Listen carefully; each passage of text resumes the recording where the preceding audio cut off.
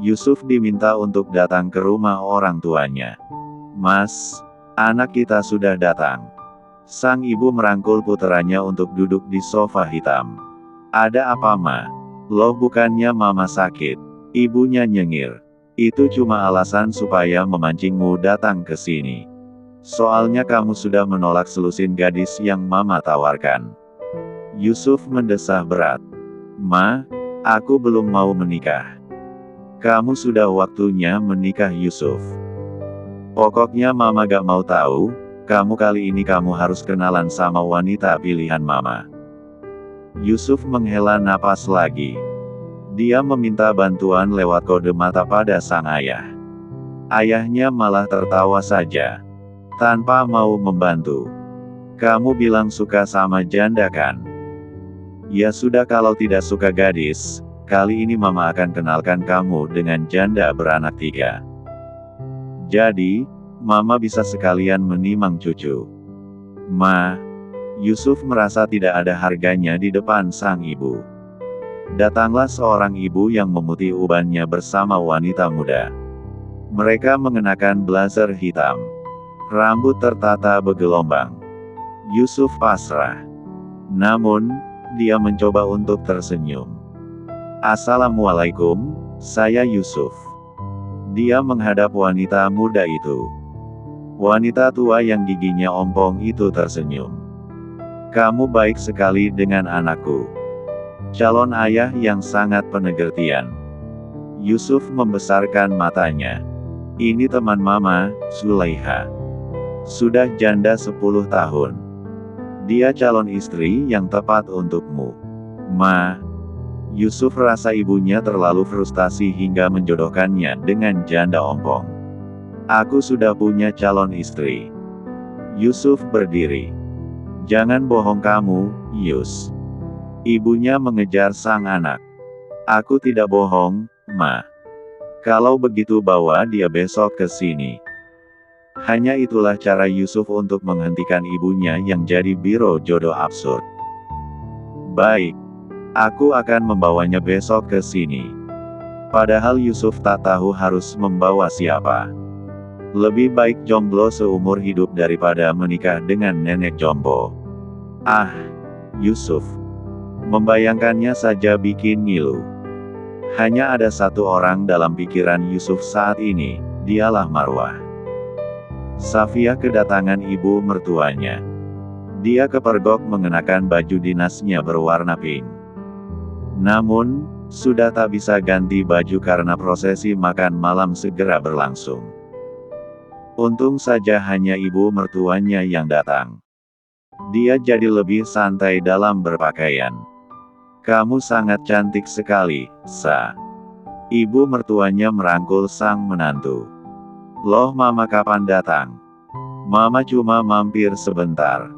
Ada banyak oleh-oleh untuk menantu Mama. Cuma untuk Sa." "Terus untukku mana?" Gil menyilangkan tangan. Berjalan menuju ruang makan. "Ah, kamu kan sudah punya banyak barang. Ini khusus untuk cewek." Safiyah merasa sangat beruntung punya mertua seperti Giara. Wanita itu memperlakukannya seperti anak kandung. "Sebentar, Ma." Safiyah memperbaiki kerak kaos polo Gil. Mengambil makanan untuk sang suami. Bahkan menuangkan minuman juga.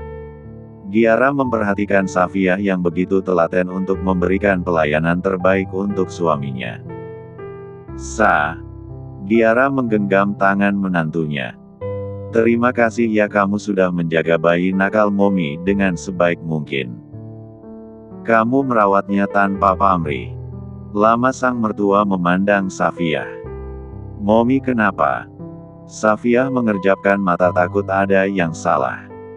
"Kamu benar-benar seperti bidadari." Gil menonton drama mertua dan menantu yang saling memuji.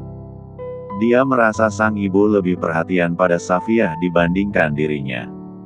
Tiba-tiba saja Gil mendapatkan pesan dari nomor tak dikenal lagi. Dia membaca isi pesan di ponselnya. +62X, benih yang ada di rahim wanita bercadar adalah milik Dion. Aku punya buktinya. Ketika masa lalu yang buruk menjadi ujian pernikahan. Mampukah cinta itu tetap ada? Gil menatap lama ke arah layar ponsel. Sayang, ada apa? Safiyah memperhatikan perubahan warna wajah Gil yang awalnya cerah jadi lebih gelap. Giara juga menyaksikan warna gelap yang ditampilkan Gil. Nak, kenapa? Ini masalah pekerjaan. Aku ke ruang kerjaku sebentar. Gil merontokkan kegundahannya dengan mengecup pucuk kepala Safiyah. Aku mencintaimu, sayang. Siapa yang tidak kelepek-kelepek punya suami seperti Gil? Setiap hari kalimat cinta itu menjadi energi dalam menjalani kehidupan. Lihat Gil, begitulah dia kalau sudah mencintai perempuan. Dia agak mirip dedinya. Kamu harus sedikit bersabar ya kalau Gil lagi mode ngamuk. Iya, Mom. Giara menumpukan tangan ke punggung tangan Safiyah. Bagaimana dengan persiapan pembukaan yayasan? Apa kalian sudah menyiapkannya? Sudah sih Mom. Minggu depan kami akan mencoba merekrut pengurus dan membantu dan mulai menempatkan anak-anak kurang beruntung. Giara semakin menggenggam erat tangan Safiyah. Momi senang punya menantu yang cerdas, salihah, dan juga punya jiwa sosial yang sangat tinggi. Ini semua berkat dukungan suamiku, Mom. Mas Gil mendukung impianku. Aku merasa sangat bahagia hidup dengannya.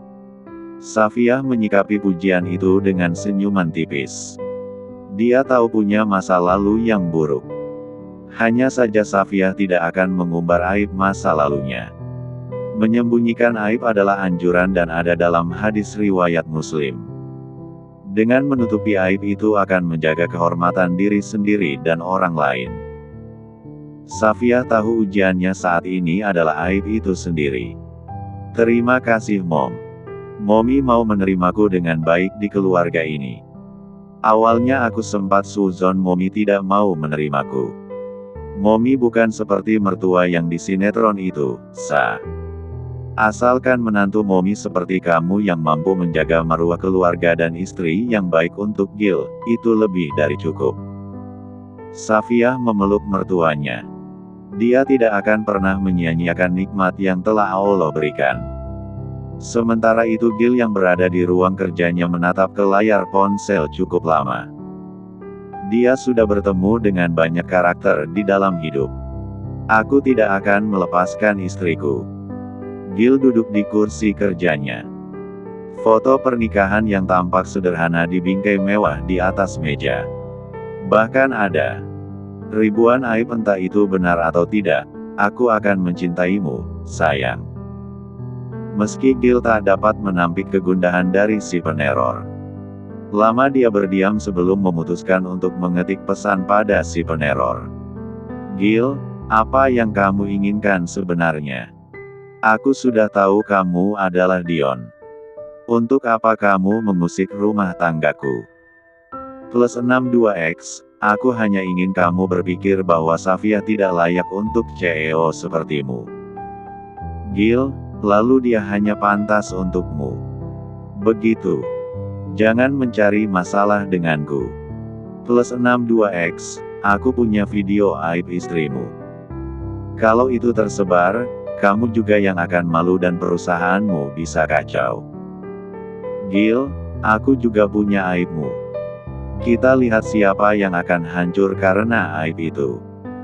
Kamu pikir aku hanya diam saja saat istriku selalu dikambing hitamkan seperti itu? +62X, apa yang kamu tahu tentangku? Gil menyeringai. Dia tampaknya masuk ke dalam jebakanku. Gil bukannya tak ingin mengatakan soal ancaman Dion. Sebab, ia tahu Safiyah sedang hamil dan itu bisa mempengaruhi tingkat stresnya. Kamu pikir aku bodoh? Gil sangat tahu bagaimana kronologis di malam yang penuh jebakan itu. Jelas-jelas dia punya bukti CCTV di hotel itu. Safiyah dan dirinya satu ruangan.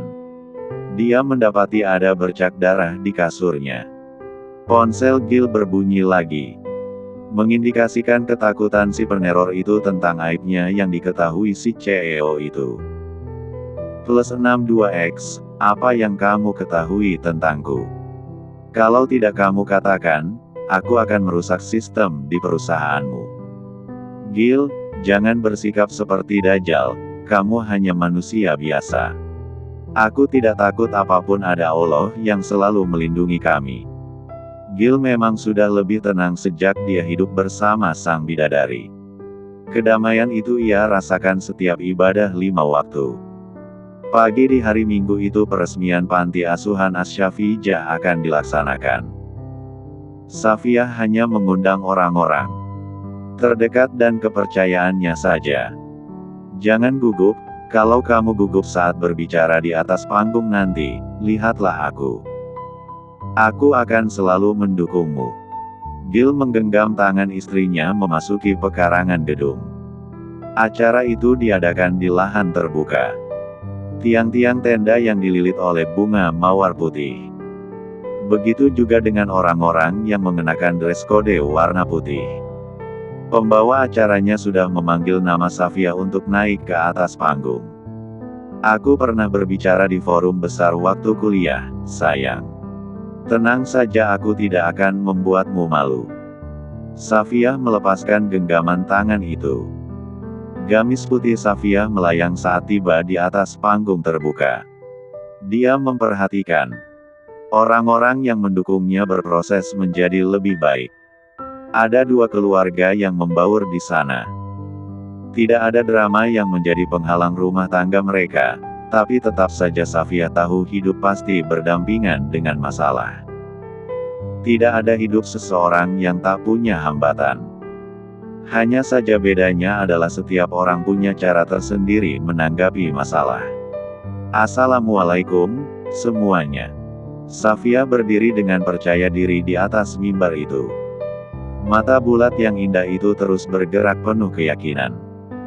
Saya sangat berterima kasih pada suami yang telah mengizinkan saya untuk membangun Yayasan As-Safiyah. Semua orang tahu betapa Gil mencintai Safiyah. Cinta itu tampak dari nama masjid yang ada di samping bangunan yayasan itu. Marwah juga yang ada di bawah panggung memandang penuh takjub pada sepupunya. Dia tahu seperti apa dulu perjuangan Safiyah dalam melanjutkan hidup setelah terpuruk. Ekem. Yusuf bergeser di samping Marwah. Aku dengar kamu jadi pengurus di sini. Mas Yusuf diundang juga. Bukannya Mas Gil gak suka sama Mas ya? Sepertinya dia masih tidak suka denganku, tapi aku meminta tolong dengannya tentang satu hal. So, aku diundang ke sini. Meminta tolong apa? Kamu. Gumam Yusuf dalam hati. Namun, dia masih agak segan untuk mendekati wanita yang baru menjanda itu. Marwah juga masuk dalam kriteria istrinya. Meski dia adalah janda. Namun, itu tidak menjadi masalah. Mas. Marwah melambaikan tangan di hadapan wajah Yusuf. Oh, astagfirullah. Maaf. Aku baru sadar ternyata kamu mirip seseorang. Seseorang. Yusuf jadi teringat masa lalunya. Namun, dia sudah menutup buku masa lalunya. Mas, kok doyan bengong sih? Marwah sudah mulai ceria lagi. Apa sudah selesai masa idahmu? Memangnya kenapa Mas? Kamu tidak ada keinginan untuk menikah lagi? Hah? Marwah agak terperangah dengan pertanyaan-pertanyaan yang cukup pribadi itu. Permisi, Nona. Tadi Nona Safiyah meminta saya untuk memberikan ini. Sebentar ya Mas. Saya pergi dulu. Marwah tidak bisa menjawab pertanyaan Yusuf soal apakah dia akan mencari pengganti Adam. Luka yang Adam torehkan dalam hatinya saja belum sembuh. Masa idah itu juga masih berjalan. Lagi pula Marwah agak sulit percaya dengan cinta lagi. Namun, dia tak dapat menyembunyikan rasa kagum pada sosok pria brewokan itu. Berhenti. Dion datang dengan mengenakan hoodie hitam. Semua orang menyoroti pria yang dipenuhi api kemarahan itu. Safia dan Gil yang ada di panggung juga mematung. Dion sudah lelah bersembunyi. Dia ingin mengancam Safia secara langsung. Belum ada satu langkah Dion maju ada polisi yang datang. Gil menyeringai. Dia tidak akan bisa mengganggu rumah tangga kita lagi, sayang. Aku tahu pasti kamu akan menyerang istriku. Sebelum kejahatanmu semakin banyak terjadi, aku sudah banyak mengumpulkan bukti kejahatanmu, Gil berkata dengan lantang dari atas panggung dengan menggunakan mikrofon. Semua tamu menonton aksi heroik seorang suami yang melindungi istrinya dari rasa malu. Mata bulat Safia menyala-nyala karena menyaksikan genggaman erat sang suami. Seolah pria itu ingin memberitahu dunia bahwa tidak ada yang boleh menyakiti istrinya. Lepaskan aku. Dion meronta, tapi sayangnya tangan itu sudah diborgol. Sebentar Pak. Safia ingin memberikan kata-kata terakhir untuk teman yang dulu pernah ada dalam hidupnya. Saat turun dari panggung itu, Gil masih tak mau melepaskan tangan bidadarinya. Safia tersenyum lewat mata sebening embun di pagi hari. Dia juga membalas genggaman itu dengan mengeratkan tangan lebih kuat lagi. Terima kasih, sayang. Safia kini lebih ringan dalam melangkah. Meski ada 1000 rintangan dalam pernikahannya, cukup satu yang dibutuhkan untuk bertahan, yaitu saling percaya. Keduanya berhadapan dengan Dion di area pintu masuk yang tiangnya dililit bunga mawar merah. Dion. Safia memperhatikan yang pernah ia percaya adalah lelaki baik, tapi waktu membuktikan bahwa tidak demikian. Aku tahu kamu masih punya sisi baik. Semoga ini bisa jadi pelajaran untuk kamu. Bahwa kejahatan itu akan membunuhmu sendiri. Menjijikan. Cuy. Dion meludah. Selaiva itu terkena baju Gil. Dia pasang badan untuk memastikan istrinya tidak disakiti oleh siapapun. Istriku sudah memperlakukanmu seperti manusia, tapi memang dasarnya kamu bukan manusia. Dasar setan. Tangan Gil sudah terayun untuk menamparkan Dion. Namun, Safia menahannya. Mas, jangan. Dia sudah mendapatkan balasan atas perbuatannya. Aku tidak apa-apa. Aku hanya ingin mengatakan satu hal padanya. Pandangan Safia kini berfokus pada Dion. Kalau kamu membenciku itu hakmu, tapi sebagai sesama manusia aku wajib mengingatkan. Kalau kamu tidak bisa bermanfaat bagi orang lain, setidaknya kamu jangan menyusahkan orang lain. Kamu pikir ini akan berakhir? Dion nyengir. Kamu salah menangkapku. Pernikahan kalian akan hancur sebentar lagi. Hahaha. Tidak ada yang aku dan suamiku takuti. Allah selalu bersama orang yang selalu mengingatnya. Masalah sebesar apapun akan kecil di mata Allah. Tobatlah Dion sebelum kamu benar-benar tidak ada waktu lagi. Gil memberi kode pada polisi agar Dion dibawa pergi dari tempat acara itu berlangsung.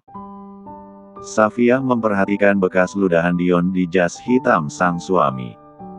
Maaf aku sudah membuatmu diperlakukan seperti tadi. Aku akan menjagamu sayang. Ini hanyalah hal kecil. Jangan pikirkan apapun lagi. Dia sudah pergi. Gil merangkul Safia untuk berbaur dengan tamu yang ada di acara itu. Peresmian yayasan atas nama Safia itu berjalan dengan baik setelah drama penangkapan Dion. Safia membersihkan bekas selaiva di jas Gil dengan tisu basah. Aku penasaran kenapa bisa kamu main setting Dion bisa ditangkap di acara penting kita. Gil memegang kedua bahu Safia. Kamu lupa dia menyerang sistem komputer yang ada di perusahaan. Kamu sudah menemukan bukti kejahatannya. Apa dia hanya sendirian? Safia berhenti sejenak mengelap ludah dengan tisu tadi. Gil mengangkat kedua bahunya. Secara logika Safia merasa Dion tidak melancarkan aksinya sendirian. Apalagi pria itu bukan jurusan IT. Apakah mungkin mereka berkomplot? Terlepas dari analisa Safia yang masih sekedar menduga, dia tak takut apapun. Ia akan mempertahankan pernikahannya apapun yang terjadi. Ah, sudahlah. Jangan pikirkan lagi. Dion tidak akan bisa meneror kita lagi. Gil meraih ujung kepala Safia dengan bibirnya. Aku harap kamu tidak akan pernah berubah, sayang. Safia tidak takut apapun, tapi satu hal yang menjadi keresahannya. Gil berubah dingin. Sudahlah, jangan khawatir terus. Ayo kita menonton grup sholawat di sana. Gil selalu mewujudkan keinginan istrinya. Walaupun Safia tak pernah merengek, tapi wanita bercadar itu selalu didengar dan didukung apapun keinginannya.